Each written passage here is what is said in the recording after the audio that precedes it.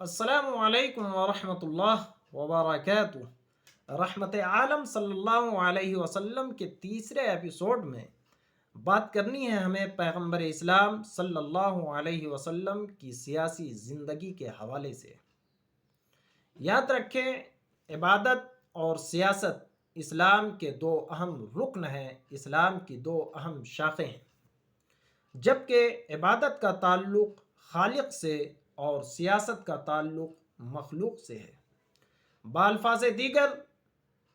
عبادت ہی کا دوسرا نام حقوق اللہ اور سیاست کا دوسرا نام حقوق العباد ہے۔ آئیے پیغمبر اسلام صلی اللہ علیہ وسلم کی سیاسی زندگی میں ایک تائرانہ نظر ڈال لیا جائے۔ یہاں پہ ہم کوٹ کرنا چاہیں گے غزوہ حنین کے ایک اہم واقعے کو۔ آپ کی نالج میں، آپ کے علم میں یہ بات ہوگی کہ پیغمبر اسلام صلی اللہ علیہ وسلم نے جب غزوہ حنین کی مال غنیمت کے تقسیم میں قریشیوں کو فوقیت دی تو انصار صحابہ کے خیمے میں چیمی گوئیاں شروع ہو گئیں، اور یہ شکایت جب رحمت عالم محسن انسانیت صلی اللہ علیہ وسلم کی عدالت میں پہنچی تو پیغمبر اسلام صلی اللہ علیہ وسلم نے اپنے انصار صحابہ کو بلایا اور ایک مارکۃ العارا خطبہ دیا، جس خطبے کو سننے کے بعد انصار صحابہ بلک بلک کر رونے لگے۔ سیرت نگاروں نے لکھا کہ انصاریوں کی داڑھیاں آنسوؤں سے تر ہو گئیں۔ اس موقع پر رحمت عالم صلی اللہ علیہ وسلم نے کہا تھا، اے انصار بھائیوں، کیا تم اس پر راضی اور خوش نہیں کہ دیگر لوگ یہاں سے بکریاں اور اونٹ لے کر لوٹیں اور تم اللہ کے رسول صلی اللہ علیہ وسلم کو لے کر اپنے گھروں کی طرف لوٹو؟ قسم ہے اس ذات کی جس کے قبضے میں محمد کی جان ہے صلی اللہ علیہ وسلم، تم جو لے کر لوٹو گے یقیناً اس سے بہتر ہے جس کو لے کر یہ لوگ لوٹیں گے۔ اس تقریر کو سننے کے بعد لگی ہوئی آگ، قلب میں سلگی ہوئی آگ ٹھنڈی ہو گئی۔ اور آگے بڑھیے، فتح مکہ کے موقع پر جب انصار کے دستے کے امیر حضرت سعد بن عبادہ رضی اللہ تعالی عنہ کا گزر ابو سفیان کے پاس سے ہوا تو انہوں نے مارے جوش کے ایک نعرہ بلند کیا اور کہا تھا اس موقع پر، یا ابا سفیان الیوم یوم الملحمہ، اے ابو سفیان آج بدلے کا دن ہے، آج انتقام کا دن ہے، آج خون ریزی کا دن ہے۔ جب یہی شکایت ابو سفیان نے رسول پاک صلی اللہ علیہ وسلم کی عدالت میں پہنچائی تو رسول پاک صلی اللہ علیہ وسلم نے ابو سفیان کی دل جوئی کے لیے حضرت سعد بن عبادہ کے ہاتھوں سے اسلامی پرچم کو لے کر حضرت قیس جو کہ سعد بن عبادہ کے ہی فرزند تھے ان کے ہاتھوں میں دے دیا، اور اس طرح سے لگی ہوئی آگ کو آپ نے سرد کیا تاکہ نہ ہی ابو سفیان کی دل شکنی ہونے پائے، نہ ہی سعد بن عبادہ جو کہ ایک عظیم اور بہادر صحابی رسول تھے۔ اور آگے بڑھیے، رسول پاک صلی اللہ علیہ وسلم کے صحبت یافتہ صحابہ کی زندگیوں کو اٹھا کر دیکھا جائے، مشہور عیسائی مصنف جن کا نام فلپ واچ تاریخ کی کتابوں میں درج ہے، وہ لکھتا ہے کہ جب مصر میں حضرت امیر معاویہ رضی اللہ تعالی عنہ کی حکومت تھی تو اس زمانے میں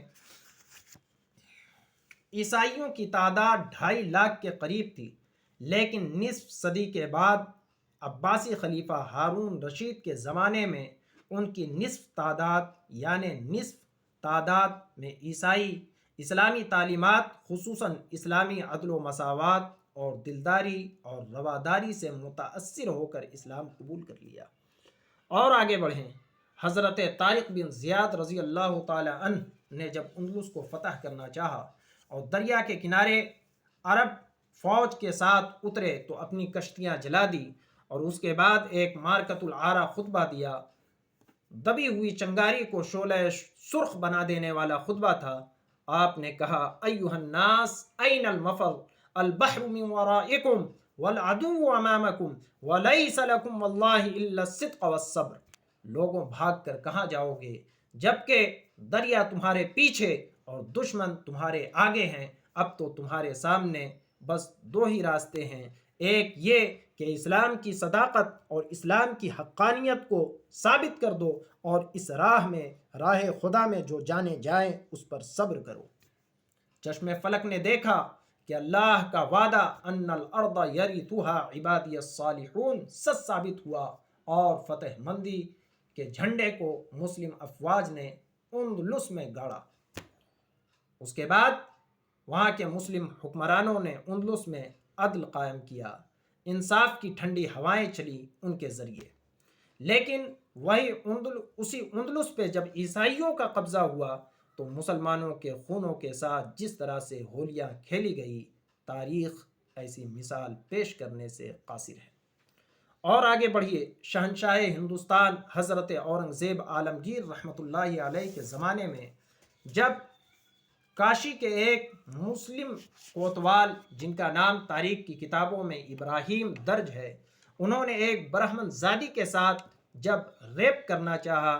उनकी इज्जत व आबरू के साथ खेलना चाहा, और ये शिकायत शकुंतला नामी उसी ब्राह्मण ज़ादी जिसकी इज्जत व आबरू के साथ खेलवाड़ होने वाला था, उन्होंने जब ये शिकायत शहनशाह हिंदुस्तान की अदालत में पहुंचाई तो मुकर्ररा तारीख़ में शहनशाह हिंदुस्तान की आमद काशी हुई और वहाँ पे उस मुजरिम इब्राहिम कोतवाल को शहनशाह हिंदुस्तान ने 2 हाथियों की टांगों में बंधवा कर जंजीरों से बीच से चिरवा दिया। तारीख गवाह है कि उस चबूतरे में, जो कि एक ब्राह्मण का चबूतरा था, इंसाफ दिलाने के बाद जब शहनशाह हिंदुस्तान वहाँ बैठे हैं तो हिंदू भाइयों को शहनशाह हिंदुस्तान का ये अदल, ये इंसाफ इतना पसंद आया कि जहाँ पे हज़रत औरंगज़ेब आलमगीर रहमतुल्लाहि अलैह ने जिस चबूतरे में इंसाफ दिलाने के बाद सजदे शुक्र अदा किया था, वहाँ पे उन ब्राह्मणों ने एक मस्जिद तामीर करवाई और आज भी वो मस्जिद उसी जगह पे कायम है। दोस्तों, सवाल ये पैदा होता है कि कितने अच्छे थे हमारे असलाफ, कितने अच्छे थे हमारे बुजुर्गान दीन, कितने अच्छे थे हमारे पूर्वज, लेकिन आज हमारा हाल क्या है? क्या ये सच नहीं कि उनके जो हम गुलाम थे, खल्क के पेशवा रहें, उनसे फिरें जहाँ फिरा आई कमी वक़ार में। वो ज़माने में मुअज़्ज़ज़ थे मुसलमान होकर और हम खार हुए तारिके कुरान होकर। लेकिन मातम करने से कुछ होने वाला नहीं, हाथों में हाथ धर कर मुंतज़िर फ़रदा रहने से कुछ होने वाला नहीं, बल्कि उठ कि अब बज़्म जहाँ का और ही अंदाज़ है, मशरिक़ व मग़रिब में तेरे दौर का आगाज़ है। रुख़सत होता है आपका खादिम। खुदा हाफिज़, फ़ी अमानिल्लाह, यार ज़िंदा सोहबत बाक़ी।